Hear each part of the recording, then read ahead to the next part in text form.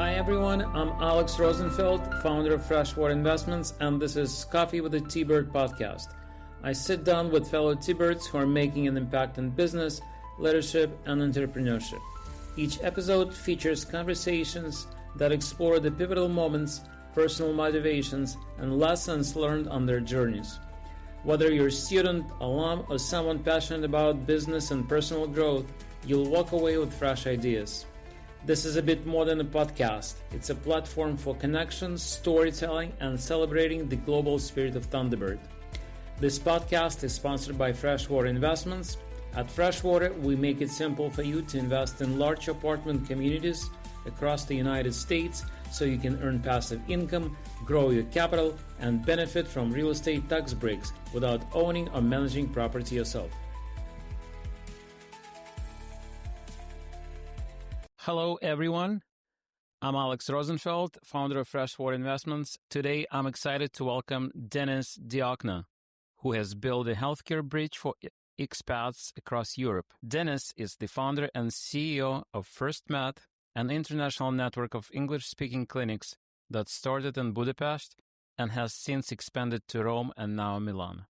Born in Michigan into a medical family, Dennis didn't become a doctor himself, but he found another way to put your health comes first into practice by launching and growing outpatient clinics that serve international communities at a very high standard of care. Over more than 3 decades, he has navigated different countries, cultures, and healthcare systems, while scaling a business, introducing new technology, and still finding time to give back to the community.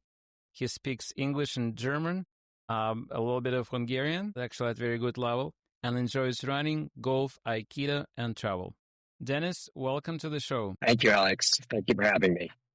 Yeah, it's great to have you. And Dennis, can we start with your roots? What was like growing up in your family, and what were some early influences that shaped you? I would say the earliest influences, of course, were my parents who, as you mentioned, I didn't become a doctor. My father was a physician, or still is a physician. My mother was a nurse. And then I've got 3 siblings, and my 2 sisters both went into healthcare working for Big Pharma. My brother is the only one not in healthcare. He works for Apple.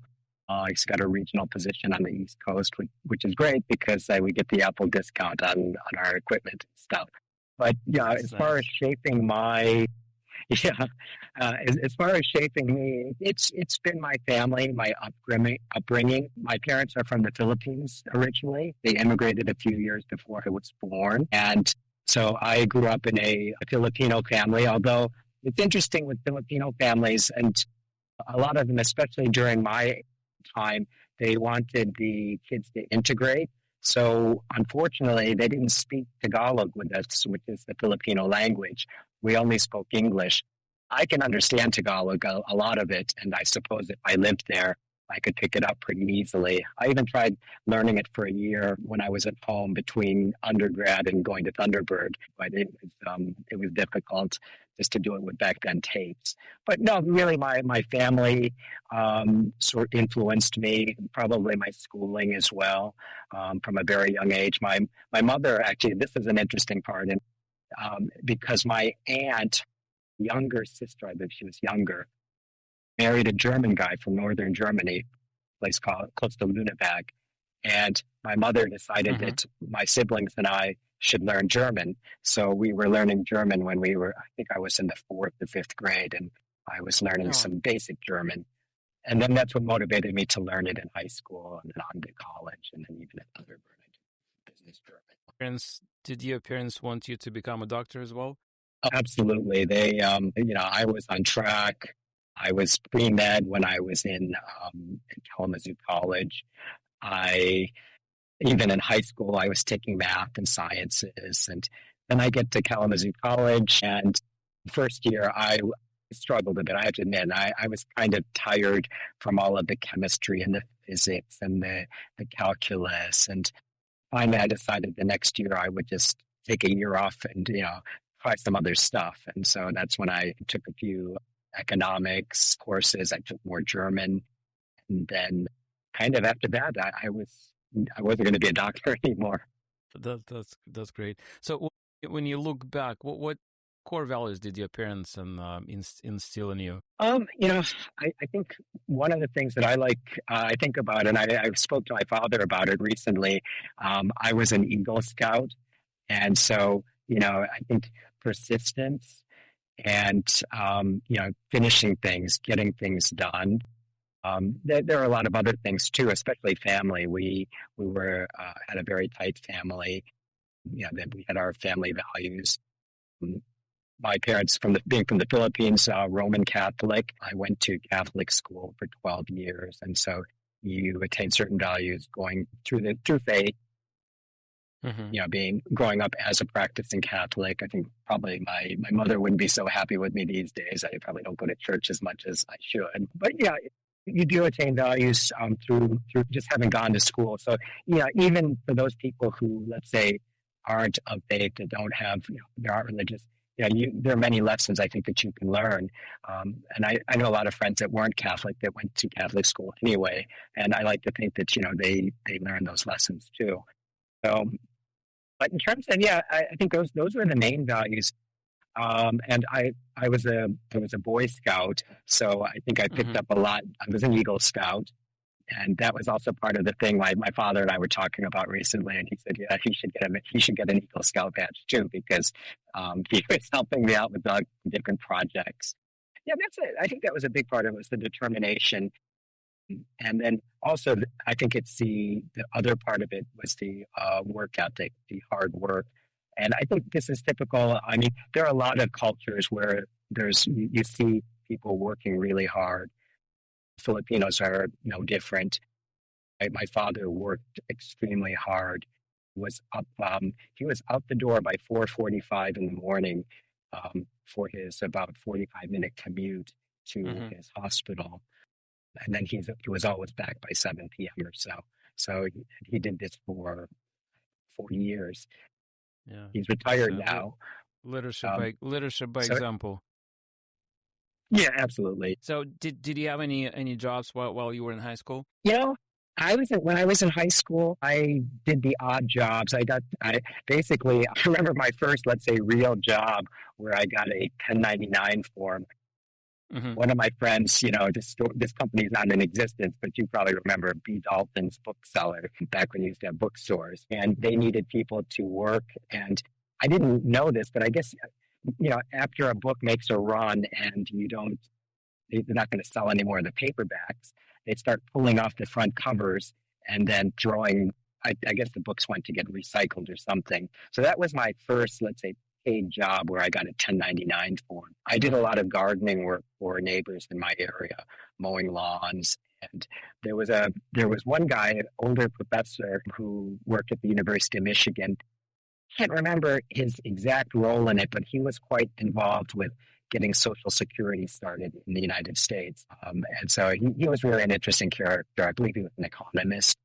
But I was basically pulling weeds for him and raking leaves, pulling weeds, breaking leaves, cutting his grass. But it was hard work. But the thing about it was my parents, I guess this was another value. We had to work for things, even though, I'd say by the time my father, I was in high school, we were probably upper middle class, and we went to pretty good schools. So. And we see a lot of the kids that had a lot of stuff, and we certainly weren't poor, and we weren't wanting for anything, but nothing was just given to us. So again, it was sort of the work ethic. Yeah. Okay. And so when you realized that you're not going through the medical path and you liked economics, did you start thinking maybe I'll run a business, I'll become an entrepreneur one day? No, not at all. That's really an interesting story. I mean, when I was in college, so what sort of turned me that year that I decided to take off from the sciences, I took I believe it was a marketing course or it was the management, either one. They had this program where we worked there were 3 of us on my consulting team, and we consulted with a small business. I still remember this guy wanted to start like a tire shop. So basically sell tires, change tires. And so we provided the consulting work for him. And our advisor was the retired former marketing director of what was then Upjohn Pharmaceuticals, which now is part of Pfizer. But one day after our team finished with consulting with him about the project, I was leaving his office and he just asked me, so how was school going? Did I like the course? I said, no, I love it. I said, I really liked the business course that I'm taking. I liked this project. And I said, I really like taking German. And he said, oh, so you might be interested in international business. And so this was back in 1986, I think, or 87, before the internet, of course. So he said to me, he said, well, if you're interested in international business, there's this school. Most people haven't heard of it unless you're working in international business. It's called Thunderbird, and it's in Arizona. And so I went down to the career office where they had the catalogs and stuff. And by chance, there was a recruiter that came to campus, and I got to hear about Thunderbird. But even at that time, I was thinking, I'm going to go work for a company. I'm going to work for a big company. And even after I finished Thunderbird, I interviewed with, I remember my first interview was with Mars, the candy company. I can't remember the other two I had on campus. I think I interviewed with Upjohn as well. But nothing worked out. I graduated at a time when it was tough to get a job in the States. So this was in 91. And so I packed my bags. Friend of the family got me a visa and a place to stay. And I was in Moscow in 1992. And, again, I interviewed, and I basically had a job with Coca-Cola lined up. I went to the office. I'd sent my CV or my resume out. Actually, back then, you sent it out via fax. So I faxed it to these companies. I had 3 interviews in Moscow. One was with Upjohn again. Nothing happened there. Coca-Cola was great. And they basically told me, they said, well, we have a job for you, but the country manager, and it was a Canadian guy at the time, was back in Canada, and they said, oh, we can't meet you for 6 weeks, and we can't hire you because you're a foreigner. And so you need to meet him. I said, okay, well. And then the next day I went to a clinic, which was called the American Medical Center Moscow, which was started by a larger American company, Hospital Corporation International, which was the international arm of HCA at the time. And they gave me an internship. And basically, they said, I asked them, when do you want me to start? I said, I'll start right now if you want. And the boss said, no, just come in tomorrow. And then as it turns out, just by chance, I had no idea, American Medical Center Moscow, or AMC as we called it, was started by a T-bird named Dennis Diokno. And and actually I believe it was winter of 90, when we had this thing called the winter room, like the 1 week or 2 week course in the winter. Dennis, his name's also Dennis, was speaking at Thunderbird. He came and he was a guest speaker for like a couple of hours at the course. And he was talking about what he was doing in Russia. And it was fascinating. He wasn't doing the medical at the time. He had some plans to do something with the automotive industry. I can't recall exactly what it was. But so just totally by chance, I was working for a T-bird, and I met him a few months after I joined AMC Moscow. And then, so that was, but I didn't think. So that's how you heard about Thunderbird, right? So that's kind of your first kind of touching points. Yeah. Well, you heard from I heard professor, about, I heard about, you met this T-bird. Yeah, well, actually, I heard about Thunderbird from the professor, or not even the professor, the former marketing director from Upjohn, who was an advisor at the college. So, that's how I first heard out about Thunderbird. And then I met Dennis Diokno, the founder of American Medical Center, AMC Moscow. I met him when I was in Moscow in 1992. But let me take you back just for a second. So you just graduated from undergrad, and you said you went to Moscow, and you didn't have a job at that time, right? You were interviewing in Moscow. Yeah, well, the sequence was I graduated from college. I stayed at home in Ann Arbor, Michigan for a year because I had to finish some stuff for my German major. I essentially graduated with an economics and business major, but I also double majored. So I spent a year between Kalamazoo and Thunderbird. So I was one of these kids that basically went right to Thunderbird without any work experience. And then I went from Thunderbird to Moscow, and I had no work experience either by the time when I went to Moscow. Got it. Understood. Okay, so let's talk about Thunderbird a little bit. How was your experience at school, and how did it change? I don't know how you see the world. How, did it change you personally? The time at Thunderbird. Yeah, I guess I had to grow up a lot faster because just about all of my friends, as I said, I had no work experience. So most of my friends had already worked for 2, 3 or more years. So were a bit older, more experienced than me. It also, it just gave me a better feel for just dealing with people from other cultures. My first roommate, so I lived back in they called it the East Dorm, was from Indonesia. And then my second roommate was from Hong Kong. He'd worked for Wells Fargo. And so I kind of hung out with the Asian crew for a bit because I played a lot of golf. I liked to golf. And so I had a number of Japanese friends. And I was actually, I wouldn't say I was teaching them, but I was like, I would play golf with a lot of the Japanese guys and help them out with their swing sometimes. Embarrassing thing, they invited me. They always, each semester, they had something called the Japan Cup. I played the best round of my life, and I actually won the cup. I won all the prizes. It was so embarrassing. They still invited me to play, but it was what shaped me was I got to be part of an international community. I remember the Asian night, and then I got more exposure to Europeans, I guess, as I started taking, when I had my Russian course, there were 2 other Americans in it. And then we had a Dutch woman and actually 2 Dutch, we had 2 Dutch people in it. And then there was one other person, I can't remember his nationality.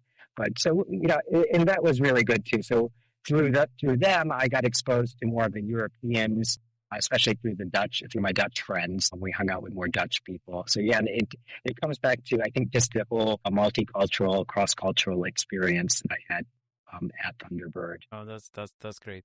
And I know that you one of the active alums of the school, and you were involved in saving Tibert back in the days a few years ago when Laureate wanted to acquire our school. Can you take us back to that time and maybe talk about that? Sure. I was talking to someone about it recently. I guess that it's been 10 years now, approximately 10 years. Yeah. Since all of that went down with Laureate. And I remember hearing the news about it from a friend. And then someone told me about Laureate. And then I did some research. I did some digging. And I was thinking to myself, this just doesn't seem right. Thunderbird shouldn't be part of this organization.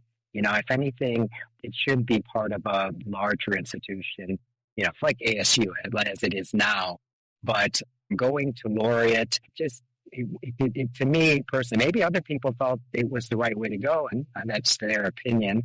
But I didn't feel it was right. I didn't think it was a good fit for Thunderbird. And so a group of alums got together. They had regular calls, and it was kind of sad because it wasn't sad that we banded together, but there were different factions, mainly the one faction that supported the board at that time that wanted to basically sell out to Laureate, which honestly I think it probably was a sellout. I don't know what was going on behind the scenes, but I don't know how you could possibly, when you had there were other options too, but they were solely focused on Laureate, which made sense to nobody. So, you can leave it to your imagination as to why the board would want to turn over the school to Laureate without exploring other opportunities. So that's what started it was a fight, and there were people I could see the debates online, and it got really nasty at times, and it was unfortunate because, it pitted alums against alums. And there were, a lot of people were sort of indifferent too, which is also unfortunate. I think it's probably one of the reasons we got into this because, I think Thunderbird, pre-ASU, pre-Laureate fight, Thunderbird was the number 1 international business school, yet it couldn't manage its own finances. And the problem to me, it seemed that they didn't have business people, or they did. They didn't do any strategic planning. There always seemed to be some kind of new campus somewhere here or there, but it wasn't really cohesive. And then as far as fundraising went, I was a proud donor for many years. I I gave. Okay, I wasn't making a lot of money, but I I didn't have any debt when I started giving, and I wasn't giving a lot of money, but I was giving consistently. But the problem was I would sometimes I gave like I had them just basically charge my card every month, but then sometimes I realized 2, 3, 4 months would go by and there was no charge, and then I had to call to tell them, look, start charging my card again. So their fundraising was a bit screwed up, and their communications with alumni. And the ironic thing is we have such a strong alumni base. We have our network. We had our chapters. And this is a separate discussion. This is sort of like the current times where I'm a little bit disenchanted just because I love the school, but I don't feel as though they're focusing enough on alumni, overseas alumni. Maybe this is different in the U.S. and maybe the chapters are really strong.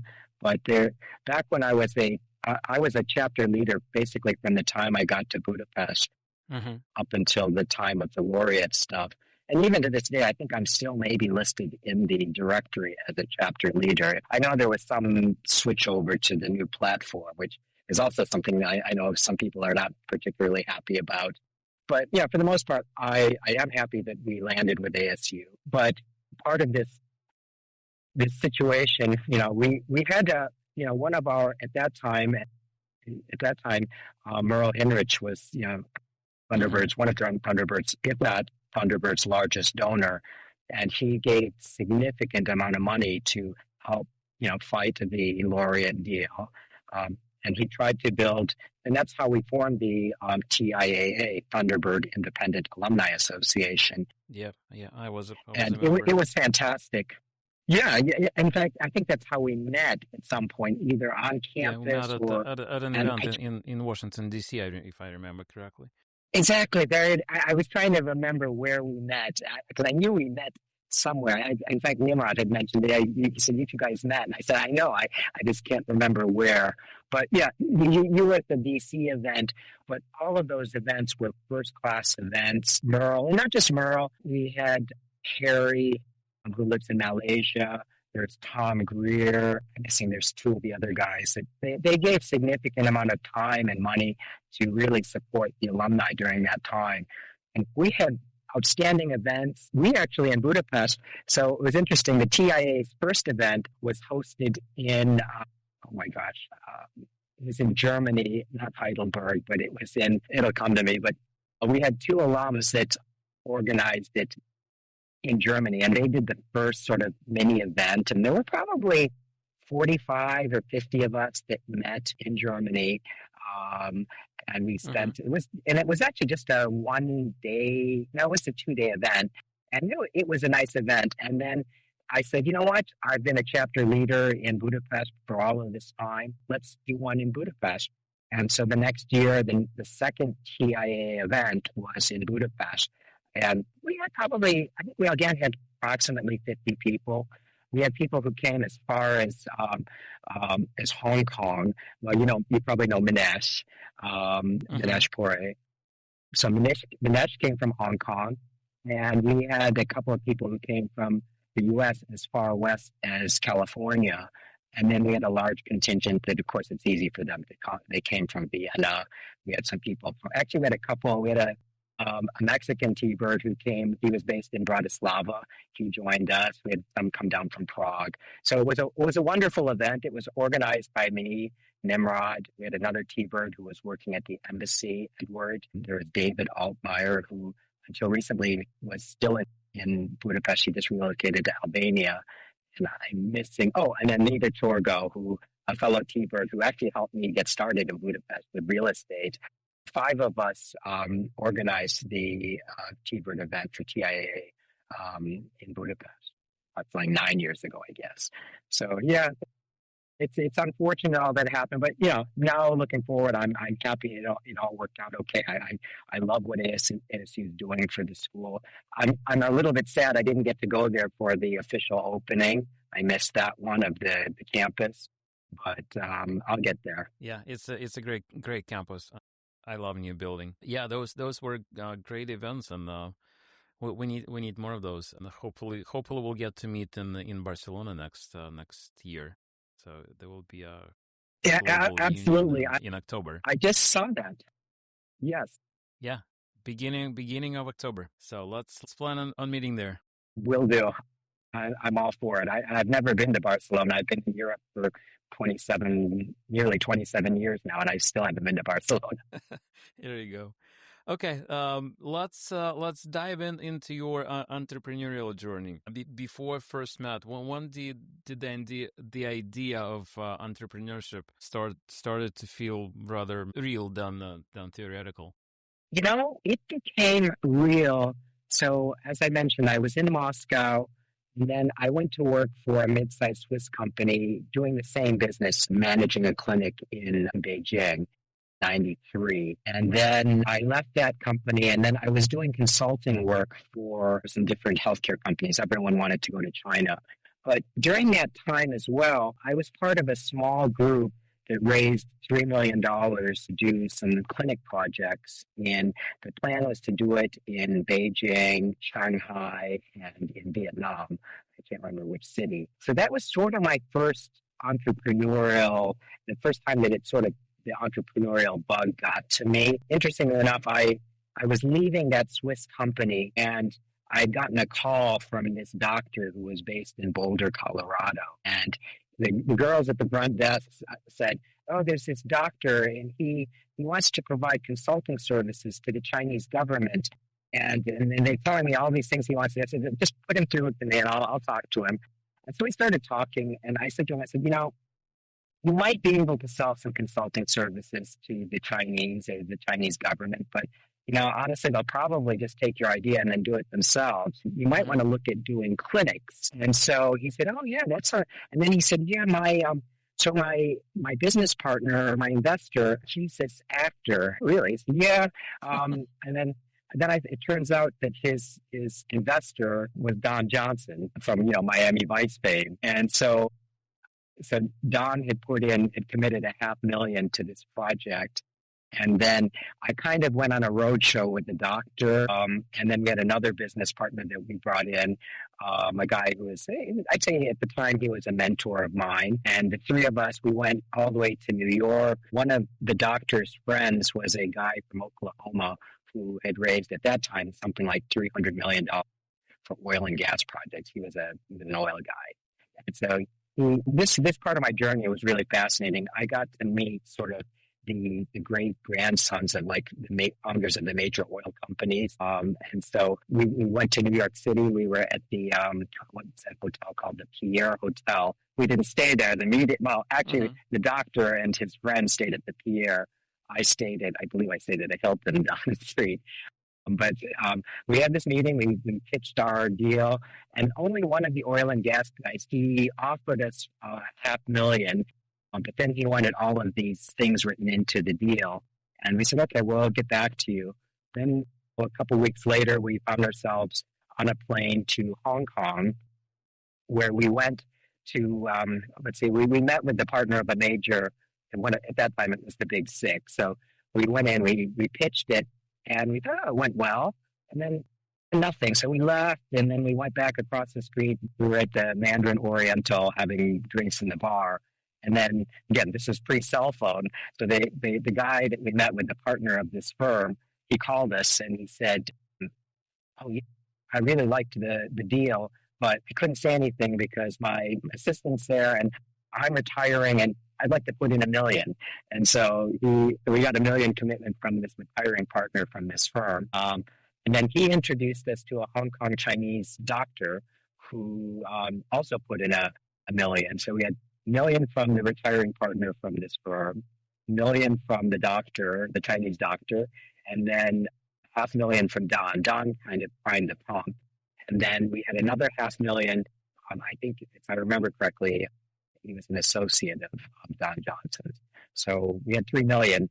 But this is where it became really difficult for me. I walked away from it before I even got paid. I spent probably about $40,000 to $50,000 of my own flying around, raising the money, doing all that stuff. The guy who I brought into the deal, my mentor at the time, he and I had a bit of a disagreement. I was a little bit worried because he had offended at least I thought he had offended, and I believe he did, had offended some of the Chinese officials that we would have to work with at the Ministry of Health. And so I told my other partner, the doctor, I said, Steve, look, Chris is, I think he's made some people unhappy at the ministry. We might have a hard time getting our license. We might want to have him just sort of work in the background, but he didn't want to. I don't want to say he had an ego, but he was. And the thing was, we had our investors, they were our board, and who was I? I was 20 something. I was only in my I'd only had 2 real jobs, both of which lasted about a year. And my mentor that I brought in, Chris, he was a West Point grad, Harvard MBA, had worked on Wall Street. And so he had the board's ear, and the doctor was the doctor, and I'm this kid. Right. And so I said, look, I don't want to rock the boat. I wanted to get back to Europe anyway. I really wanted to get back to Moscow because I loved my time in Russia. And so I quietly walked away. It was one of the hardest things that I ever done. And I even brought a couple of people into the company already to help with developing the project. They stayed on. I left. And then I was basically unemployed for 6 months. I had a 6-figure salary because we raised this money. So each of us had really nice salaries and travel expenses. But yeah, it was a learning experience. So as I said, I put in 40 to 50,000. I figured that was like another type of master's degree because I did learn a lot writing the business plan, raising the money, pitching. So it was a great experience, which it served me later on down the line because I had to write the business plan for that company. And I subsequently rewrote the business plan for what is today FirstMed. During that time, so after I left, 6 months, I won't say I was depressed, but it was tough. I did manage to pick up some consulting jobs. 2 of them sent me back to China. These big companies wanted to do hospitals. I had the experience there. One of the companies wanted to set up an office, so I helped them set up a rep office, and I was their chief representative for, I think, 3 years or so. Made a few trips for them. Oh, the one company that got me back to Europe was a company out of Florida and actually talk about a small world and T-Bird connection was, I sent my business plan to this company. I had sent it out to a number of companies, and this particular company, it was called PCA, Physicians Corporation of America. And at that time, I think it traded on the NASDAQ. And the founder of the company was a guy by the name of Dr. Stan Kardotsky, or they called him Dr. Stan, I believe. And so he liked it. He flew me down to Miami. We're having a meeting, and his name sounded familiar, and it didn't occur to me until I was sitting in the room. And I don't think even in the business plan, maybe he read that I was from Thunderbird, but we were talking about it, and it came up during the meeting that when I gave my little pitch, it came up on the slide that I'd gone to Thunderbird. He said, "Your son went to Thunderbird," and his son was Eric Kardotsky. And actually, Eric was the other guy in the Russian class with me. So he gets Eric on the phone, and then I had no idea that, and it was just totally by chance. Ultimately, the company didn't invest. This was the time when, and actually, I was working with another company that traded on the New York Stock Exchange at that time called Coastal Physician Services. And they had me going to Guangzhou to look at some projects. And when I was in Guangzhou, this was during the time of healthcare reform when Hillary was, they didn't call her the healthcare czar, but she was doing Hillary Care or something like that at that time. And healthcare stocks were tanking because people were concerned about socialized medicine and all this. And even the guy from Coastal, he was a senior vice president. I think we were actually in Hong Kong. We had left Guangzhou. We were in Hong Kong, and I still remember the guy's name was David. David said to me, he said, "Look, if you've got other options, you might want to start thinking about them now because we're not going to be doing this hospital investment." I said, "I understand." And then I think the same thing was true with PCA, the company out of Florida. Ultimately, they didn't invest. And so I still had all the knowledge. I'd written the plans. I'd done the feasibility studies. That's when I went to my family, and I went to a friend of mine, and we started the company together. The big decision right there. So why Budapest? Why did you go to Budapest? Budapest was an interesting call. So the company that sent me to Central Europe had me going to Prague, Warsaw, and Budapest. Prague, at that time, it was kind of the darling of the three cities in terms of, places to visit. It was more tourist friendly. Budapest was just an afterthought. Nobody was thinking of going to Budapest back then. Warsaw was quite interesting because it was so much larger and it seemed to have so much more potential. But in addition to that potential, it already had this one small clinic at the time called Medicover. And then Medicover actually, over the last, let's say, 25, almost 30 years, they just boomed. They were like in most of the major Central and Eastern European countries and capital cities. They built a massive business. They had funding from I believe it was a Norwegian fund. And so they built up a massive company. So it's a good thing we didn't go to Poland. We might have had a hard time competing there with them. So that's the only reason I did. I loved Warsaw because for me, I felt more comfortable there, especially with the language, because Polish is, a Slavic language. I could understand a lot of the words. And interestingly enough, the reason I ended up taking Russian was growing up, my best friend during my grade school years and high school years, his family had immigrated from Poland. And I wanted to learn Polish, but, they're not teaching Polish in very many places. Mm-hmm. And so when I got the Thunderbird, I figured, and I'd studied some Russian history. I'd taken courses in college, like comparative economics and Soviet economics. So I was really quite interested in it. So I figured, okay, I'll learn Russian. But yeah, but back to your question. So we settled on Budapest just because Prague we thought was too small. Warsaw, we had a competitor there, but Budapest had really nothing. There were a couple of small private clinics, mainly Hungarian private clinics that tried to cater to the foreigners, but they weren't doing a very good job of it. So there I was. We opened in February of '99. Absolutely. Yep. So what were your challenges at the beginning, and how did you overcome them? Oh gosh, that was, I have a list and I should dig it up at some point just to review it because I speak to a lot of business schools, not to a lot, but I speak to visiting business classes in universities.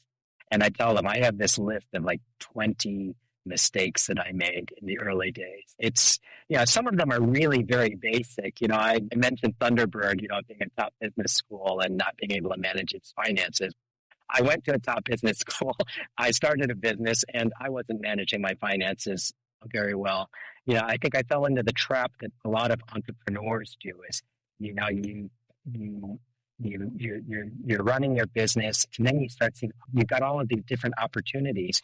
And I wasn't very focused.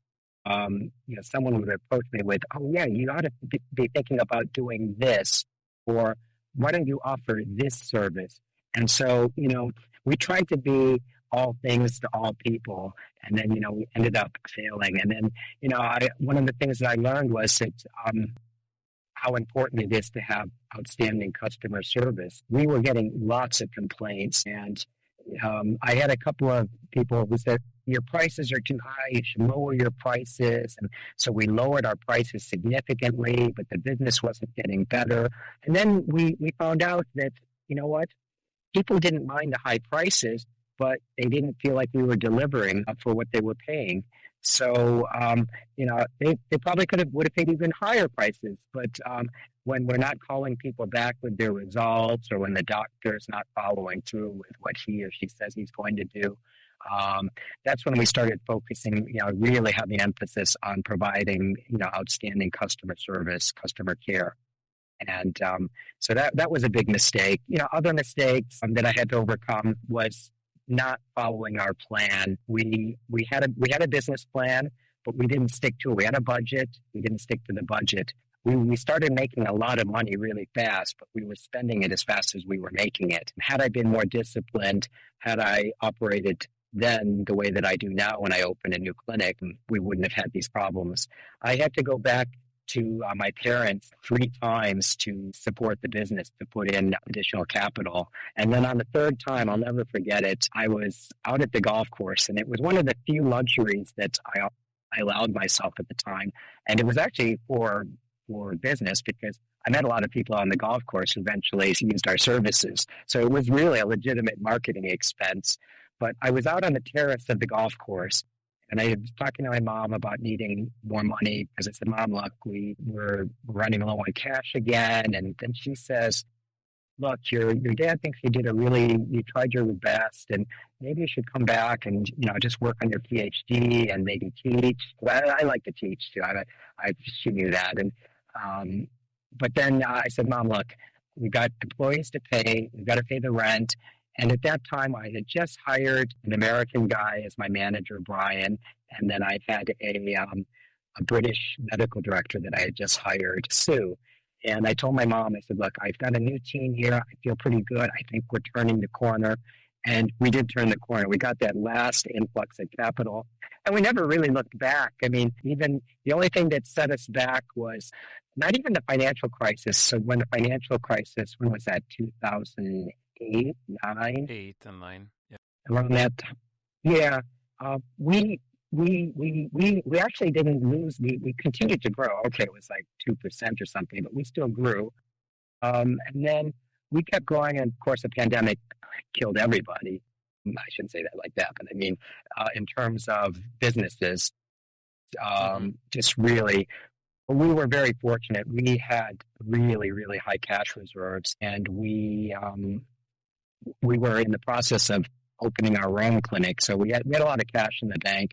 And actually, Nimrod, whom we spoke with, he's my business partner, fellow T-Bird. He came on as an investor probably a couple years early. So we had a little bit of his money in the bank. And so we were developing Rome. I have to give Nimrod props for, because again, I almost made a mistake in my early days. I wanted to do 2 clinics at once. I wanted to do Rome and Bucharest. And Nimrod said, why don't we just see if we can open Rome first? And this was like in 2018. 2018. He said, let's just focus on one clinic. This will be our first clinic outside of Hungary. Let's do that so you're not overextended. Thank God we did that, because had we tried to do the 2 clinics and then COVID hit, I would have had to fire people, cut back. I'm sure we would have survived, but we would have wasted a lot of money. And it all worked out for the best. I mean, yeah, we still struggled like everybody else because the contractors handed me the keys to our brand spanking new clinic in Rome in February of 2020. And then by March of 2020, everything was locked down. Wow. Timing. And we were on the hook. Yeah, we were on the hook for rent, and we didn't open until March of 2021, and we were paying rent with no patients. But anyway, yeah, you probably could have stayed as a single successful clinic in Budapest. Why did you decide to scale beyond that?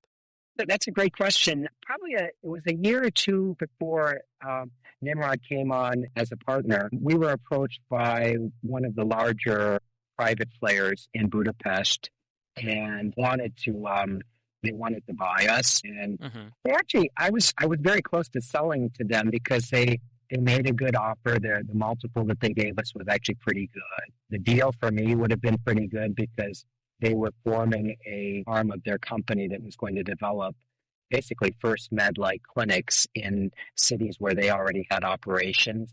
And I would have been basically the CEO of that. But then there was a change in that board, and then there was a change, the CEO. And then basically the deal still stood, but they just wanted to make me a consultant. And then I knew that after that, I'd be gone after a little bit if I did the deal. And the question was why Rome? No. How did you decide to? Why did you decide to scale outside? And I think the question because you saw that potential of the clinic based on that experience with the private equity group. Exactly. Well, the plan had always been to scale. I think when we opened in 1999, we had this grand plan. I still remember the business plan called for going to Prague and even going into Warsaw to compete with that other company. But there was always something that we kept growing organically in Budapest. I mean, we started with a team of 5. Now, if you count like some of the part-time doctors and part-time staff, in Budapest, we have over 100. In Rome, probably we have like over 20 employees and outside consultants. But no, I saw the opportunity from the very beginning, but the model changed quite a bit over the years. And as I said, we just kept growing in Budapest. But finally, and again, it comes back to Nimrod. So shortly after I turned down the offer of this company, actually I turned down the offers. There were 2 other companies that wanted to buy us. So 3 of them were basically giving us offers at the time. And I walked away from them. And then Nimrod and I happened to meet. I remember where we were. I think we were actually, we typically tried to meet. We met every now and then at social events. And then, so one time he asked me, he said, he asked me, how's the Rome clinic doing? Because he knew I was working on some projects, trying to do some projects in Italy. And I said, well, we didn't do it. We tried to do this other project in Budapest, a satellite clinic, which didn't work out. So we shut it down. And so he asked me, is Rome a good market? And I said, I think it's a great market. And then, the question is, why would you go to Rome? It's Western Europe. Rome is part of southern Italy. Things operate very differently in the south of Italy. So Rome is very different than Milan. But anyways, Nimrod asked me, I said, yeah, it's a great opportunity. And then he asked me, do you need money? I don't know if he knows this. I don't mind saying it, and he won't mind, I'm sure. I went to my finance manager, Andy, and she said to me, I won't take his money. We'll just do it. We've got enough cash. We'll just do it ourselves. Yeah, I know. But Nimrod, he's supported me. He's been a supporter of the clinic. His company was one of our first corporate clients in our early years back in 99, 2000. So his company had supported us as patients. They were paying clients, but they were very loyal to us. And I view him as a mentor as well. He'd always been a good sounding board. And then it was great to be able to work with the T-Bird, and our business, our friendship, working relationship. It's been really great. We try to get together, not quite every month, but it seems like when we can, we try to have lunch to catch up. We even had him. I started a business chamber in Rome. I brought him as a special guest speaker back in April. So he and I have a great relationship. That's great. So what are your plans about scaling further? What countries are you looking at? Oh, well, it's an appropriate question because we just opened in Milan on Monday. Saw our first patients. Congratulations. Thank you. It's Italy. It didn't take as long as Rome. In fact, it's funny because I tell people, I said, I didn't start the Moscow clinic. That was already operating, but I did business in Moscow with the clinic. Then Beijing, I was there on the opening day, so pre-opening. And we faced some difficulties, but things got done. It wasn't that hard. Budapest actually was even a little bit easier, I thought. So I figured, okay, Italy, Rome, it's Western Europe.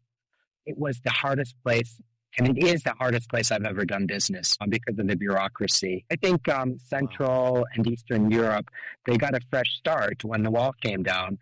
They put in new rules, regulations. Okay, there are some issues, I think, with certain countries and certain governments. But for the most part, they got a fresh start. They could put in more modern rules and regulations. But Rome, they've been doing the same thing for hundreds, if not thousands of years in terms of the laws, the rules, the mentality. And so things just get done much more slowly there. And Milan was no different, but Milan, we did open. And then back to your question, so now that Milan's open, we will do a smaller clinic in Florence that should open. I'm not quite sure because Italy's a strange beast because it has different regions. So Rome is in Lazio, Milan is in Lombard, and Florence is in Tuscany. And each region has a different medical version of like the FDA medical licensing body. So we have to see. It may be easy enough to do it, but so Florence, we'll do a small clinic in Florence. And we've already laid the groundwork, quite a bit of money already on Paris. So Paris, I will start working on Paris in the new year. In Vienna, we actually also laid the groundwork. The lawyers have given us basically, I have the blueprints for opening clinics in Paris and in Vienna. So those are the next two. There are a few others that we're looking at. And then Mm-hmm. And we also, another part of our business is telemedicine. We'll be expanding our telemedicine services. That's actually, it's very interesting. I think there's a potential for our telemedicine business to be bigger than our bricks and mortar clinic business within a couple of years. And we're launching our trial of the platform this month. And then after that, depending on how it goes, we'll have to tweak the system.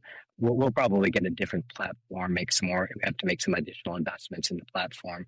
But I envision having that company grow quite substantially in the next couple of years. Well, we wish you all the possible luck in growing your company. And actually, Thank you. my next question is about the change in your mindset and your business approach. So from founder when you wear tons of hats and do everything to CEO of a global company right now, what has changed? What did you have to change internally and maybe in mindset to become who you are today? I think one of the things I had to learn to do, and I think it's hard for a lot of people, is to learn to delegate and trust the people that you have. I think I had some trust issues in the early years because I had some people that took advantage of me, or I just got bad advice.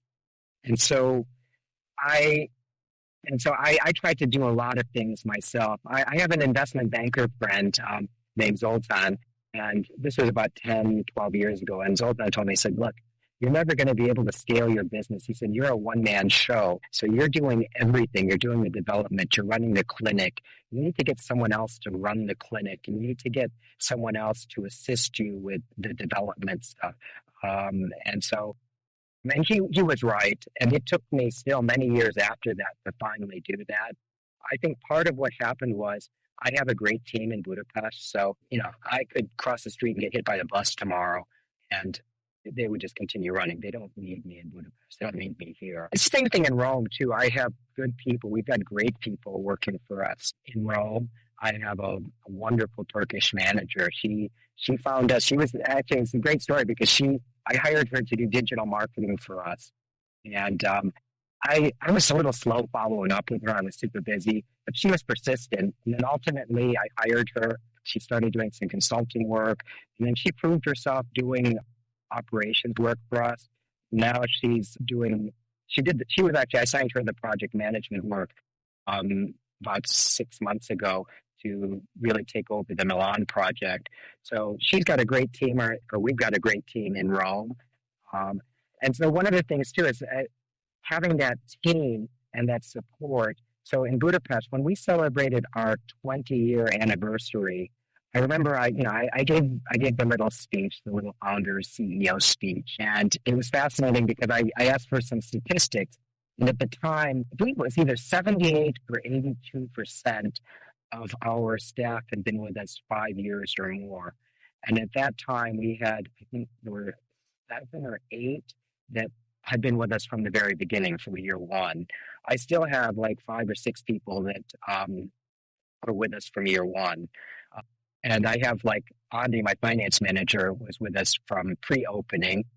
We have a nurse named Jofi who was with us from day one. So she was our first nurse. So we have staff that have been with us from the very beginning. It was a family feeling. And so I think part of that is, and I guess another answer to the question is, learning to have that culture and to leverage the culture of your company. You hear about all of this stuff, corporate culture. I used to think, it's just buzzwords. But there is something to be said for your company's corporate culture. And then so I've got a great team, or great teams now in each city. And now Milan is a team of, I guess we've got 2 people. We've got the 2 doctors. We're hiring staff, actually. It's a soft opening, but it's open. So just learning to leverage that. And then the one other thing that we didn't have, let's say, even 3 years ago, 4 years ago, everybody's talking about AI. That's really significantly changed how I operate. It's also changed my mindset too, in terms of how I work and how I can become more efficient and how to help my people become more efficient. I'm getting them to leverage AI, not to become super reliant on it, because we all know it makes mistakes. It likes to hallucinate. But that's been, I hate to use the buzzword game changer, but it really has been a game changer. And I only discovered AI personally back in January. Before that, I hear my kids and my wife talking about ChatGPT. I didn't even know what. I knew it was an AI, but I didn't even really know how it worked until January of this year. So how do you use it personally in your everyday life? I help it sort of for strategic planning. Here's an example right now. There's one of the lines of one of our service lines. Has been suffering a little bit, so it's been down this year for some reason. And I wanted to come up with a framework, get this service back up to where it was last year, and even. It had been dropping since COVID. It didn't recover after COVID like everything else. So I use it as a consultant in a way. You can pose questions and, you can give it. The important thing I found is you have to give context to it, because otherwise, if you just ask it some random question, it's likely to give you some random answer. But if you give it the context, and then if you give it like a role, or you tell it like, look, I need you to look at this from the perspective of a brand manager. Let me know how would you advise me to develop my brand in this way, and then it's going to be more focused. So that's how I use it. I also use it personally too. It's like I like to run long races. I've done a couple of half marathons. Mm-hmm. I read there's this one book on running, and I read the book, but then I used ChatGPT as kind of my personal trainer. I told it that this is the methodology that I use, and then it sets up my weekly running plan, and then I give it my results. It measures my results, and then it tells me, it sets the plan for the next week based on my current results. So I'm using it in that way. There's a lot of different ways that I use it just in my daily personal life, but for managing things, it's been fantastic. I still write my own emails. Because I know some people, I can tell when people at ChatGPT write their emails for them. ChatGPT or Gemini, there are certain words that AI likes to use, or it likes to use these long dashes instead of commas. And there are certain dead giveaways when people are using. You can remove those in settings. I tried. Maybe I'll send you a message and you can tell me how to do that. No, because it kills me. Actually, ChatGPT, after about 6 months of constantly telling it, don't use the long lines. And now it does. It remembers more, I think, as they upgrade it. But still, occasionally they slip through. I'll have to learn about these settings because it just drives me crazy. Well, it was a great conversation. I think it's about time to wrap it up. But I wanted to ask you a few quick questions before we finish. So now, today, given all your experience and all the wisdom you have, what advice would you give to a 20-year-old self? Yeah, it all depends on the opportunity, the possibilities of that 20-year-old and the situation that they're in. For me, I was fortunate. My mother always used to tell me, don't get married too soon. And of my siblings, I was the last one to get married and the last one to have kids. So I think, I don't want to dissuade people from, getting into a relationship. And if you really want to have kids, go for it, do it. I don't know if I could have done what I'm doing if I had to support my kids and support a family. But I think the thing I tell them is take advantage of opportunities while you're young. And if you have an opportunity to do like an internship, even if it's non-paying, it's interesting. I had this discussion with a young woman that actually she did a project for me at the university where I help out on the project. And she did a wonderful job. I gave her an internship, offered her an internship after she graduated. She's done even more excellent work. And then I just recently offered her a full-time job. So she's going to start, she'll finish her internship. And as of February 1st, she'll be an employee. But she was mentioning to me that she said, she tries to tell kids, her peers, that, you should try doing something. Even if you're not going to get paid for it, get the experience. And then the other thing, too, I was just at a networking event at the American University of Rome, which was great. I'm glad that they held the networking event. And my message to them was, look, go to these networking events, meet people, find out genuinely listen to people and tell them your story. You'll hear their story. And they'll talk, and you just never know when you're going to meet someone who may be able to assist you down the line. The networking is so important. We didn't talk about it because it would take too long, but I was able to start Budapest. I had a lot of help from T-Birds. I found our clinic location from Anita Chorgo, who is a T-Bird. She was working for, at that time it was Jones Lang LaSalle, the large real estate company. Nowadays it's just LaSalle, but Anita found a space for us. She helped me and our British architect visit sites. We had another T-Bird that introduced me to people when I landed. We had some first Tuesdays early on, so people were giving me advice. And so networking is so important. And so I'm really hopeful that our Thunderbird network, especially the alumni network, I'm going to do my part. I'll continue to welcome T-Birds. I get calls from T-Birds periodically, and if I can, I try to meet with them.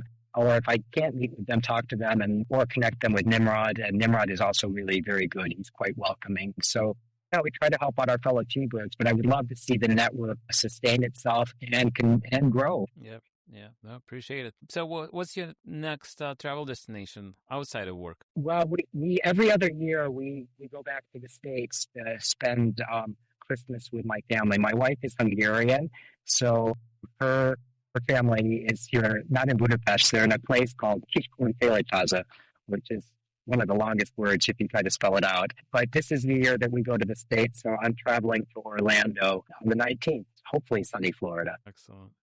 Well, happy holidays to you, Dennis, and to your family. And it was great conversation. Thank you so much. I noticed a theme that UP had lots of rejections, but despite all of that, you persevered and you're running a successful business, and I wish you continued success. Well, thank you very much, Alex. I really appreciate the opportunity to speak with you and reconnect with you after all these years. It's been a while since DC.